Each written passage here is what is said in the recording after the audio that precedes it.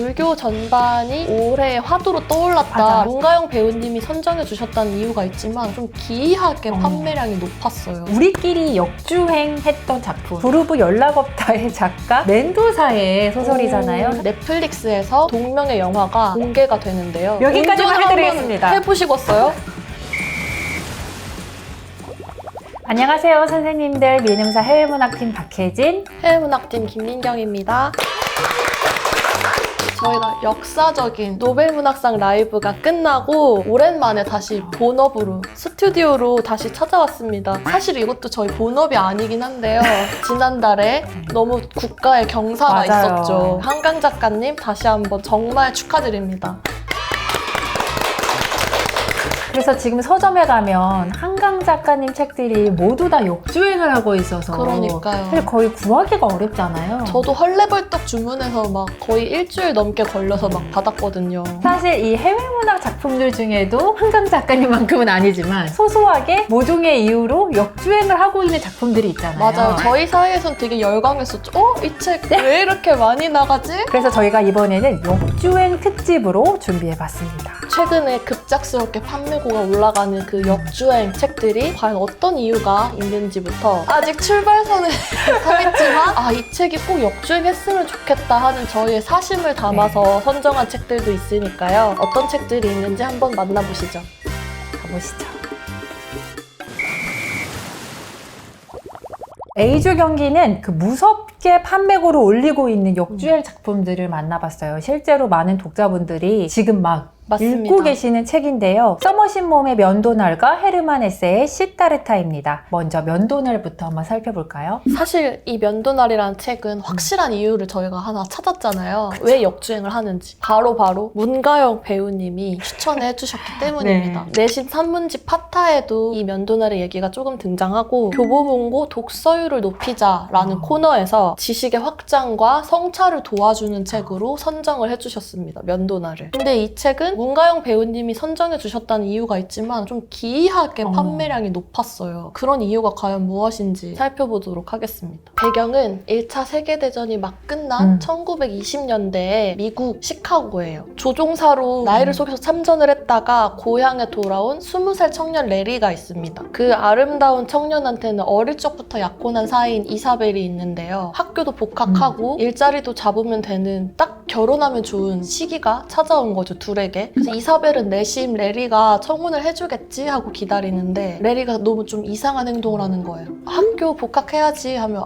아니 학교 갈 생각 없어. 그러면은 내 친구의 아빠가 하는 회사에 들어가 볼래? 아니 난 지금 일할 생각도 없어. 그럼 결혼 언제 할 건데? 라고 물어보니까 글쎄 우선 나는 생각 정리하러 파리에 가서 한 2년 정도 공부를 하다 오고 싶다라고 말을 해요. 안 하겠다는 뜻이네. 그쵸. 여기부터 우선 세야죠. 결국에는 둘은 파혼을 하게 됩니다. 그러고는 연락이 두절돼요, 레리는. 그러던 어느 날 10년이 딱 지났는데 모두가 죽은 줄 알았던 레리가 다시 돌아오게 되는 내용입니다. 그래서 이 10년 동안 레리가 무엇을 했냐. 대학을 중퇴하고 몇 년 동안 파리의 도서관에 틀어박혀서 8시간, 10시간씩 고전들을 막 읽고 갑자기 탄광에서 일하고 수도원에 가서 종교적 질문을 찾기도 하고 인도에 가서 몇 년 동안 수련을 하기도 해요. 레리가 그렇게까지 이상한 삶의 결정을 내리게 된 데는 한 가지 촉발된 사건이 있는데요. 1차 세계대전에서 조종사로 일을 했다고 했잖아요. 그때 자기랑 항상 단짝처럼 다니던 어떤 친구가 자기를 대신 해서 죽는 걸 목격을 한 거예요. 그 죽음을 처음 목도한 그 충격이 아직까지 남아있는 거군요. 그렇죠. 1시간 전까지도 쌩쌩하던 녀석이 죽은 모습으로 누워있던 게 떠올라. 그러면 모든 게 얼마나 잔인하고 얼마나 무의미한가 하는 생각이 들어. 인생이란 대체 무엇인가? 산다는 것에 의미가 있는가?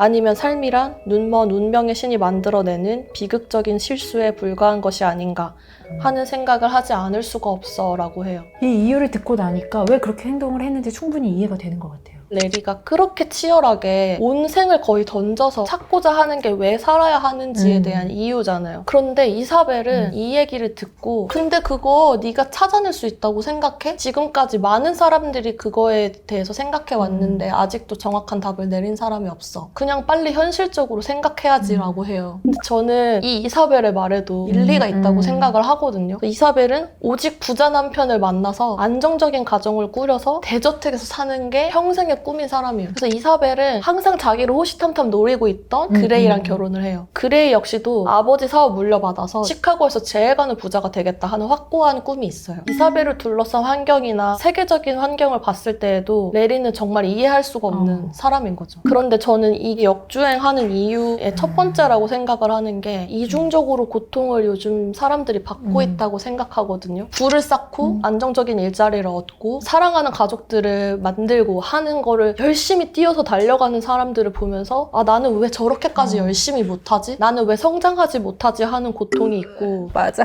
아니 아침마다. 그냥 그 모든 걸 다 내려놓고 안빈 낙도하고 나만의 삶의 이유를 찾는 사람이 되고 싶은 욕심도 사실 있는 거예요. 근데 이도 저도 못하니까 사실은 너무 힘든 거라고 생각하거든요, 삶이. 저도 이걸 읽으면서 레리가 너무 질투나기도 하고 이해가 안 되기도 하고 이해가 되기도 하고 복잡한 심경을 느낄 수 있었어요. 엄청난 괴짜죠. 그쵸. 그쵸.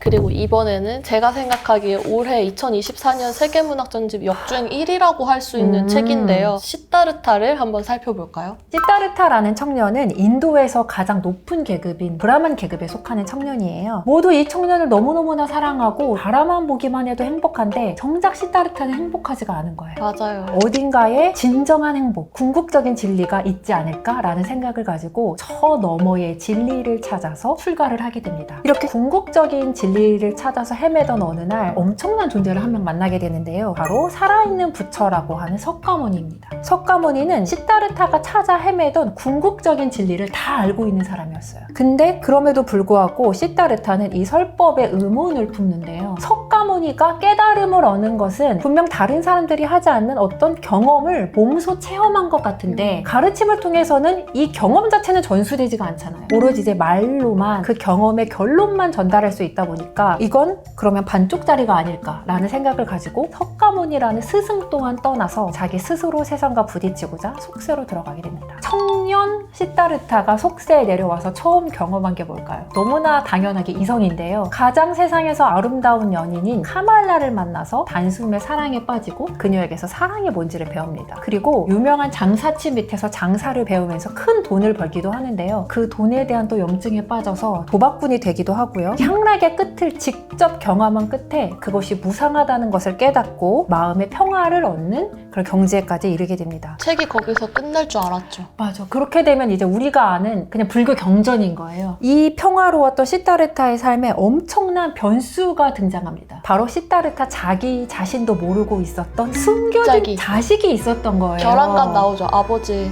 접니다. 접니다.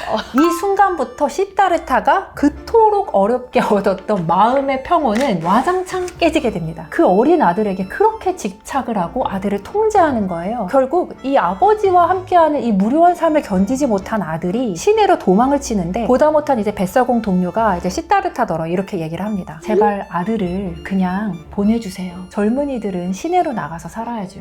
내가 저 아이를 어떻게 보낼 수 있겠어요? 저 아이가 시내에 나갔다가 사치와 향락에 빠지면 어떻게 하죠? 책임지실 거예요?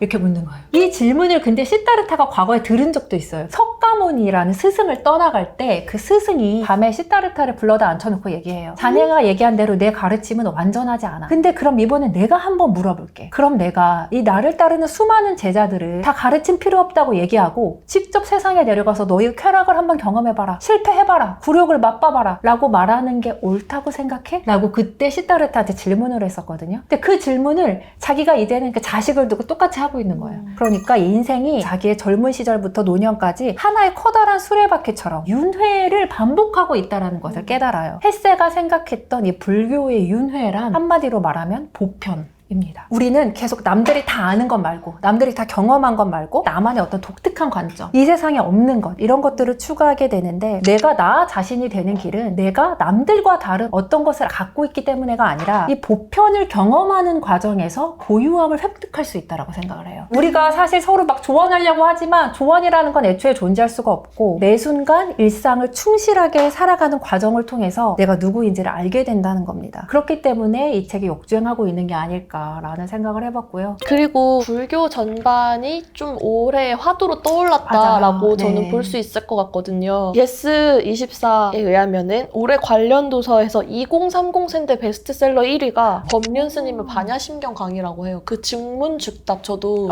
유튜브에서 되게 즐겨 맞아요. 저도 보거든요. 많이 봤어요. 그렇게 좀 불교 전반에 대한 관심사가 높아질 때 시다르타라는 책을 가장 많이 찾아주신 게 아닌가 생각이 들어요. 이게 우리의 인생이니까요. 네. 올해 가장 역주행한 책 2권이 놀라우리만큼 공통점이 너무 비슷해요. 많아요. 첫 번째로는 한 젊은이가 깨달음을 찾아 떠나는 여정을 그리고 있잖아요. 젊은 날의 방황 그 방황. 자체. 그리고 두 주인공은 모두 고생하고 깨지고 하면서 나름의 해답을 찾아요. 세 번째로 면도나 시다르타 둘 다 주인공을 제외하고는 모두가 좀 세속적인 네, 삶에 네. 얽매여 있는 모습이 나오고 작품 막바지에 이르러서 내가 깨달은 바가 무엇인지를 길게 말해주는 대목이 나옵니다. 자기계발서에서 그 답을 찾으시던 독자님들이 제시해주는 답과 또 스스로 찾는 답을 함께 이렇게 조화시켜 볼 수 있는 문학 작품에서 답을 찾기 위해 이렇게 좀 이동을 해오신 게 아닐까라는 생각도 들고요. 그래서 어떤 책이 더 올라가야 되는지 생각을 저는 좀 해봤는데 저는 시다르타를 읽으면서 이렇게는 못 산다는 생각을 했어요. 불교 교리 같은 것들을 내가 석가의 옆에 있는 많은 제자들처럼 찾아 읽어볼 수는 있지만 실생활에 내가 적용해볼 수 없겠다. 근데 면도나를 읽고는 누구나 다 한 번쯤 형태와 시간만 다를 뿐이지 이 정도의 방황을 하지 않나? 하는 생각을 했거든요. 저는 그 작품 안에서의 어떤 개연성 면을 생각을 했을 때 시다르타는 처음부터 진리에 대한 막연한 호기심을 갖고 있는 인물, 굉장히 비범한 인물로 그려지잖아요. 반면에 레리는 삶에 있어서의 어떤 충격적인 경험을 통해서 삶의 이면 안으로 풍덩 빠지는 인물이라는 점에서 훨씬 더 현실적이라는 생각을 했고 늘 사건, 사고 이거에 대해서 좀 가까이 할 수밖에 없는 현대인들의 특성상 더 많이 삶의 우울과 동반되는 성찰 속으로 빠질 수밖에 없지 않나라는 생각이 들어서 현실성 면에서 개연성 면에서 레리의 편을 좀 들어주고 싶다라고 생각을 했습니다. 그런 면에서 서머신 봄의 면도나를 결승으로 올려서 좀 더 얘기를 해보도록 하겠습니다. 제가 아까 살짝 언급했던 나르치스와 골드문트가 제가 사춘기 때 정말 가장 좋아했던 책인데요. 싱클레어와 데미안교 그리고 고빈다와 시다르타 2조 경기는 저희의 사심을 담아서 역주행할 만하다 하는 작품들을 네. 모아봤는데요. 정말 아무도 관심 안 가져주시는 작품들로 준비를 해봤어요. 이번 계기로 한번 관심을 가져주십사 하고. 계속 이제 할만하다 하게 되면 하게 되지 않을까라는. 그쵸. 후안 룰포의 페드로 파라모와 에두아르도 멘도사의 사볼타 사건의 진실의 대결인데요. 먼저 페드로 파라모부터 살펴볼까요? 우선 페드로 파라모는 어떤 사람의 이름이에요. 페드로 파라모를 찾아라. 이게 줄거리예요. 주인공인 내가 어머니의 임종을 맞이하면서 어머니의 유언을 듣습니다. 아들아, 그 사람 찾아가서 우리를 저버린 대가를 톡톡히 치르게 해줘라 라고 해요. 복수해줘라. 그 사람이 이제 정황상 오래전부터 우리를 버리고 떠난 친아버지인 거죠. 그래서 어머니랑 아버지가 처음 만났던 마을인 코말라라는 마을에 가거든요. 그 마을 어귀에서 마부 아분디오를 만나요. 그래서 뭐 하러 오셨나요? 이렇게 하니까 저는 페드로 파라모를 찾으러 왔습니다. 그 사람이 제 아버지입니다. 했더니 아분디오가 저도 페드로 파라모의 아들입니다. 라고 해요. 그래서 여기 마을 되게 이상하다 하면서 들어가요. 거기 찾아가서 어떤 아주머니 에두비헤스라는 사람의 집에 찾아가요. 똑똑똑 안녕하세요. 저희 아버지를 찾으러 왔습니다. 했더니 아분디오가 길을 알려줬다고? 아분디오는 죽었어. 라고 하는 거예요. 근데 너 페드로 파라모를 찾으러 왔다고? 페드로 파라모는 죽었어?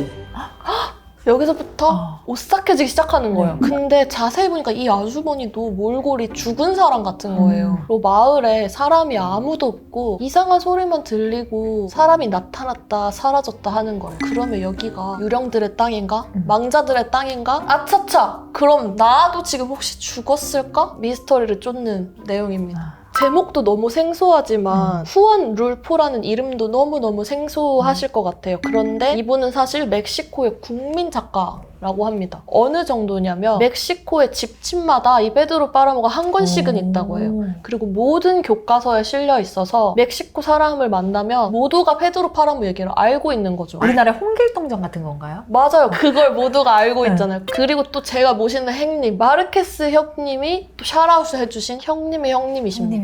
그래서 저희 민음사판 페드로 파라모를 보시면 앞에 마르케스가 서문을 써주셨는데요. 거기서 이렇게 말해요. 나는 그의 작품을 처음 처음 접했을 때 받았던 충격의 무고한 희생자다. 그 정도로 엄청난 영향력을 가진 멕시코에서는 정말 빼놓을 수 없는 이름인데 우리나라에서는 아무도 모르시는 비운의 작가인 거죠. 이 이후에는 후안 룰포가 카메라랑 영화, 영상 작업에 몰두를 하는데요. 그만큼 이미지를 되게 중요시하는 작가예요. 그게 이제 작품에도 당연히 영향을 받는데 그 말은 굉장히 읽기가 난해하다는 거죠. 제가 앞서 줄거리를 설명드렸지만 사실 그 줄거리가 중요한 책이 아니고 시처럼 다가오는 이미지를 이해하시는 게 조금 더 읽기 쉬우실 거라고 생각해요. 그래서 이 사람이 이 사람이랑 무슨 관계지? 가계도 같은 거 그리지 마시고 꿈을 꾸는 것처럼 한번 읽어보시면 좋을 것 같아요. 그것도 시각적인 분위기를 느끼면서 읽어야 되는 작품이군요. 그렇죠. 그래서 이런 느낌이구나, 이런 재질, 이런 걸 느끼실 수 있게 아름다운 문장 하나를 읽어드리려고 합니다. 마당을 밟는 사람들이 돌아다니는 듯한 발걸음 소리, 나지막한 소리, 그리고 문틀에 서 있는 여인, 날이 새는 것을 막아서는 그녀의 몸짓, 그녀의 양팔 사이로 빛이 스며드는 발밑으로 언뜻 드러나는 하늘, 그녀가 서 있는 바닥을 적신 눈물 같은 흩뿌려진 빛, 이어 흩느낌, 그리고 연하지만 날카로운 통곡과 그녀의 몸을 뒤틀리게 만드는 고통. 약간 뭔가 스산하고 서늘한 느낌이 들어요. 그 느낌만 가져가시면 돼요.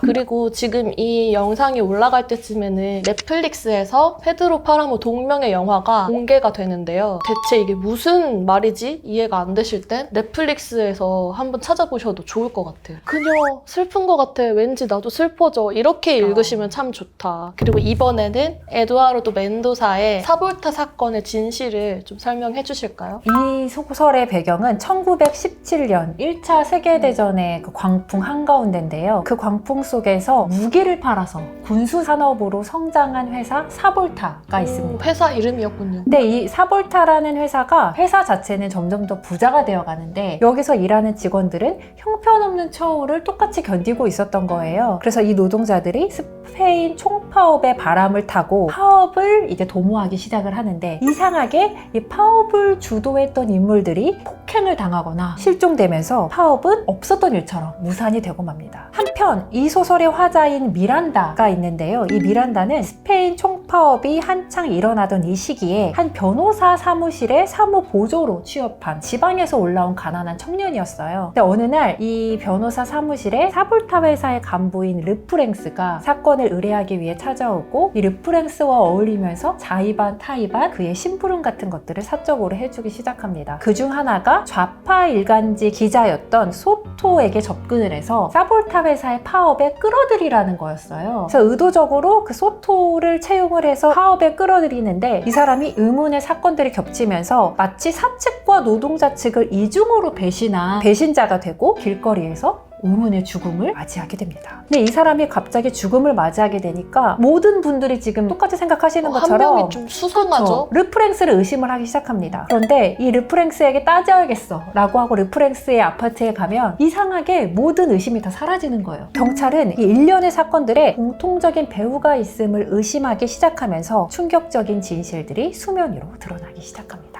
정말 줄거리가 흥미롭네요. 이 작품이 사실 우리끼리 역주행했던 작품 부르브 연락없다의 작가 멘도사의 소설이잖아요. 사실 멘도사의 데뷔작이죠, 이 작품은. 근데 진짜 두 작품의 결이 굉장히 다른 것 같네요. 사실 제가 이 작품을 읽으면서 되게 끌렸던 건 이 작품은 겉으로는 추리소설의 외피를 입고 있지만 내면에 들여다보면 자본주의 사회에서 우리가 일상적으로 마주하는 딜레마? 인간 본성을 탐구하는 드라마라는 생각이 들었기 때문이에요. 여기 나오는 그 미란다라는 청년은 되게 공감이 많이 됐던 게 사실 신분 상승을 꿈꾸지만 겨우 자기 몸 하나 누일 정도의 공간을 월세로 빌릴 수 있는 돈만 받고 있었고 그거 저희 얘기 아니에요? 그니까요. 하루하루 매일매일 굴러가던 생활에서 염증을 느끼고 있던 차에 이 르프랭스라는 어떻게 생각하면 연예인 같은 자기 현실에서 볼 수 없는 돈이 많고 이제 세련되고 독특한 배경을 가진 인물이 눈앞에 딱 나타났던 거죠. 그리고 미란다에게 우리 서로 통한다, 친구가 되자라는 되게 낭만적인 제안을 해오잖아요. 근데 이게 막상 이 둘을 친구라고 생각하기에는 석연치 않은 점이 있는 거예요. 왜냐하면 우리 프랭스를 만나러 가려면 그 집 앞에 있는 경비를 통과해야 되는데 이 경비분이 이제 내가 여러 번 드나들었으면 내가 누군지 알 법한데 매번 굉장히 꼼꼼하게 날 신분을 검사하는 겁니다. 어느 날은 집에 아무도 없는 거예요. 알고 보니까 이사를 갔어. 근데 이사를 갔는데 나는 그 얘기를 듣지 못하고 그 사람을 찾아가고 기다렸던 거예요. 그래서 읽는 내내 너무 슬펐어요.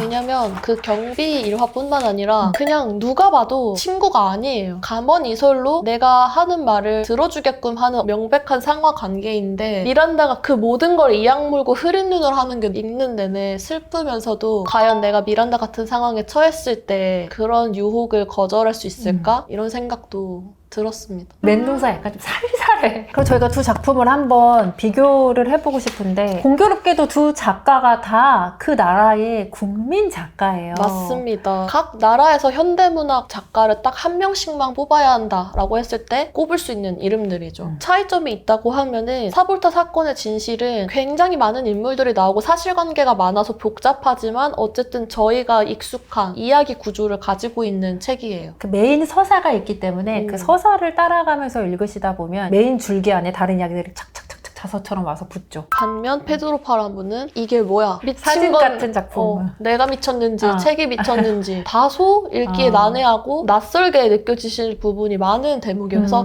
얇지만 페이지가 잘 넘어가지는 않는 책입니다. 두껍지만 술술 읽히는 책이냐 아니면 짧아 보이지만 이제 한 장 한 장 또 음미해가면서 읽어야 되는 책이냐라고 비교를 했을 때 사실 저는 좀 서사가 있는 이야기, 드라마성이 있는 이야기를 좋아하는 편이어서 그리고 저도 요즘 역주행 트렌드가 어딘가 낯설면서도 내 삶에 이렇게 접한 면이 있는 소설들을 다들 좋아하시는 것 같아요. 그런 면에서 사볼타 사건의 진실은 1917년이 배경이지만 한국으로 만약에 치환하면 이건 누구, 이건 누구, 땡땡 사건의 진실 이렇게 바꿔서 우리나라 버전으로도 쓸 수 있겠다 싶을 만큼 자본주의 사회라면 흔히 일어나는 공감할 수 있을 만한 현대사를 담고 있다고 생각을 하거든요. 그런 면에서 조금 더 공감할 여지가 많은 책이 저는 사볼타 사건의 진실이라고 생각합니다. 그럼 사볼타 사건의 진실 한번 올려볼까요? 네, 좋습니다. 하지만 페드로 파라보의 그 시적인 세계에도 멕시코 홍길동 한번 빠져보시기를. 행님의 행님.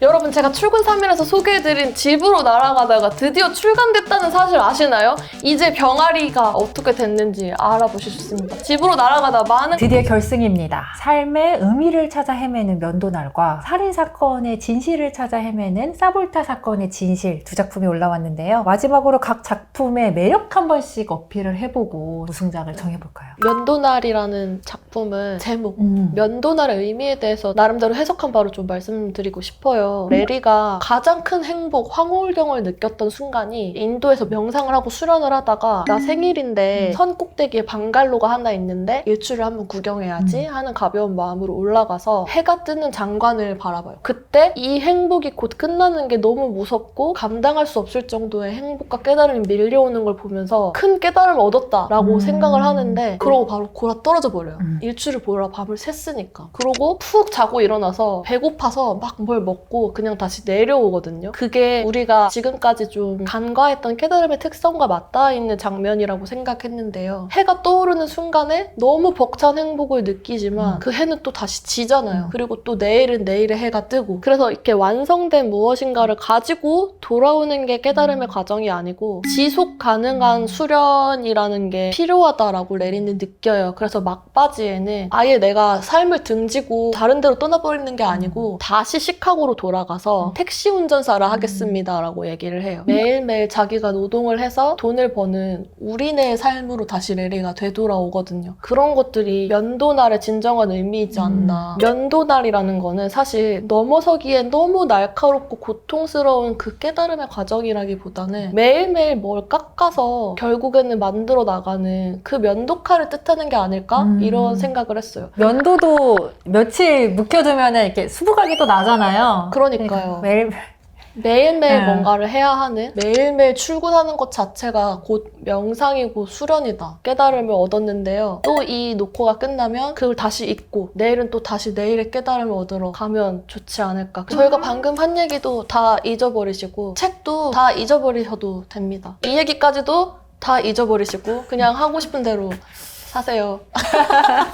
사볼타 사건의 진실의 매력 포인트를 말씀해 주시죠. 사볼타 사건의 진실은 추리소설의 외피를 쓴 인간탐구 보고서라고 소개를 해드렸었는데, 이 미란다의 르프랭스와의 우정이 진짜인가 하는 의문이 조명이 되었다면 뒤로 갈수록 훨씬 더 어떤 깊은 감정, 과연 미란다가 사랑이라는 것을 할 수 있는가 라는 질문이 이제 대두가 되게 되는데, 사실 미란다는 이 작품에서 2번 사랑에 빠져요. 모두 남의 여자랑 사랑에 빠지는데요. 첫 번째 여인은 좌파 일간지 기자였던 소토의 아내 테레사입니다. 사실 테레사는 남의 아내, 법적인 아내니까 사랑하기가 어려운 존재잖아요. 근데 그럼에도 불구하고 이제 미란다는 사회 경제적으로 소토와 그의 아내와 이렇게 모두 다 비슷한 계급이었거든요. 그래서 그런지 모르겠지만 소토에 대한 죄책감을 느끼면서도 테레사에 대해서 이야기할 때는 자기의 첫사랑이라고 이제 과감하게 칭합니다. 한편 두 번째 사랑은 이제 마리아 코랄이라는 여인인데, 이 여인은 르프랭스의 정부예요. 근데 사볼타 사장의 딸과 혼담이 오가자 르프랭스가 마리아 코랄을 버리고 사볼타 사장의 딸과 결혼을 합니다. 한참 뒤에 미란다가 처음부터 사실은 어쩌면 굉장히 아름답다고 생각했던 이 마리아 코랄에 대해서 분명한